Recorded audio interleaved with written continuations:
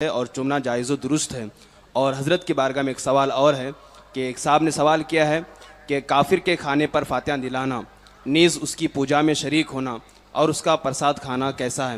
بہت سارے لوگ یہاں پر کرناٹک میں ایسا ہے یا دیگر علاقوں میں ہوتا ہوگا کہ اگر کوئی کافر پوجا پاٹ وغیرہ کرتا ہے،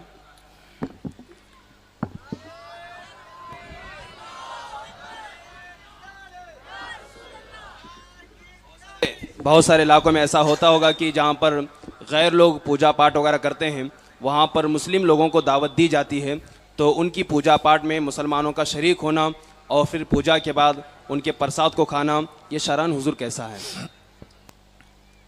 دین جو ہے وہ الگ ہے اور کفر جو ہے وہ الگ ہے۔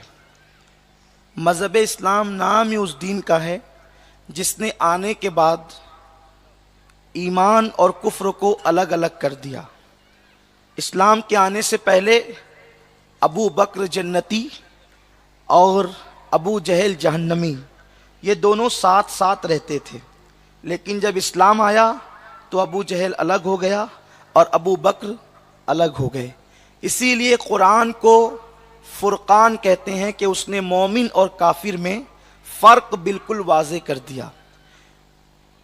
تو یہ جو بتوں کی پوجا ہے یہ شرک ہے، بلکہ شارح بخاری حضرت علامہ مفتی شریف الاقصاب امجدی رحمۃ اللہ علیہ، مبارک پور اشرفیہ کے سابق صدر مفتی، استاذ الاساتذہ، استاذ العلماء، آپ فرماتے ہیں کہ اگر کسی گانے میں کفریہ کلمہ ہو، اس کو خوش رہ کر کے سنا تو بھی کافر ہوگا۔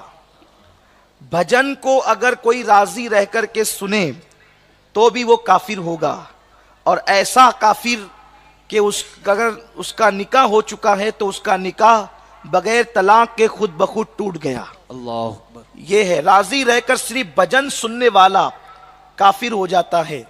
تو باضابطہ طور پر پوجا میں جانا اور پرساد کھانا، بتوں کا چڑھاوا کھانا، یہ حرام و گناہ ہے، اور اگر اس کو حلال سمجھ کے کھایا تو یہ کفر ہے۔ بیوی بھی نکاح سے نکل گئی، ایمان بھی گیا۔ اگر حرام اس کو جو ہے وہ ناجائز سمجھ کر کے کھایا تب تو گنہگار ہوا ہی ہوا، لیکن اگر معاذ اللہ اس کو حلال سمجھ کے کھایا تب تو کافر ہوگا۔ اس لیے پرساد کھانا ناجائز وہ گناہ ہے، حرام ہے، اس لیے کہ چڑھاوا نہیں کھایا جا سکتا بتوں کا۔ البتہ کافروں کی وہ کمائی جو نہ پوجا کا سامان ہے نہ بتوں کا چڑھاوا ہے، بس یوں ہی انہوں نے آپ کو دعوت دی اور آپ کو کھانے کے لیے بلایا، تو اس پر بھی علماء محتاطین کا حکم یہ ہے کہ ان کے یہاں جا کر کھانے پینے سے بچا جائے، کیونکہ ان کے یہاں عام طور پہ حلال و حرام میں کوئی تمیز نہیں ہوتی، اور انسان کے دل و دماغ میں جو خیالات آتے ہیں، عبادتوں کا جو شوق اور شعور آتا ہے، وہ غذا کی برکت سے پیدا ہوتا ہے۔ غذا اچھی ہوگی تو دل میں خیالات بھی اچھے آئیں گے۔ بہت سارے لوگ یہ شکایتیں کرتے ہیں، نماز کی توفیق نہیں ہوتی، توبہ کی توفیق نہیں ہوتی۔ پیٹ میں اچھا ڈالو گے تو نا، جب پیٹ میں ہی جو ہے وہ غلاظت بھری جا رہی ہے تو پھر آپ مجھے بتائیں کہ اچھے خیالات ذہن و دماغ میں کیسے پیدا ہوں گے؟ اللہ اکبر۔ ایک بزرگ ہیں، بہت عظیم اور جلیل القدر بزرگ، جنہیں دنیا سیدنا امام احمد ابن حنبل کے نام سے جانتی ہے۔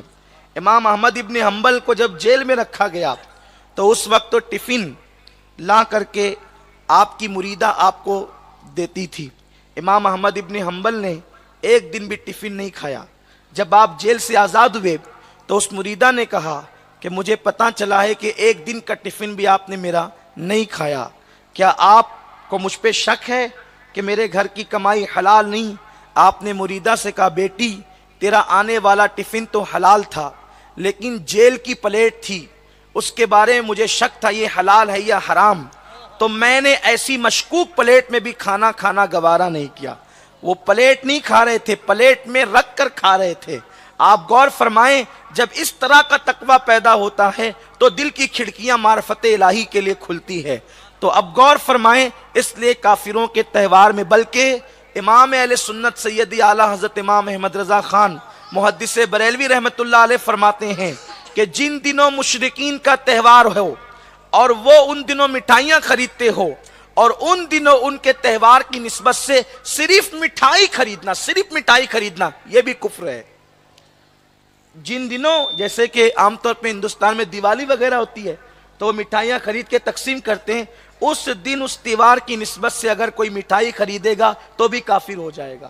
یہ دین ہے، دین، اور دین پر عمل کرو، آدھا تیتر آدھا بٹیر مذہب میں نہیں چلتا۔ لوگ کہتے ہیں ہمیں جینا ہے، ہم کہتے ہیں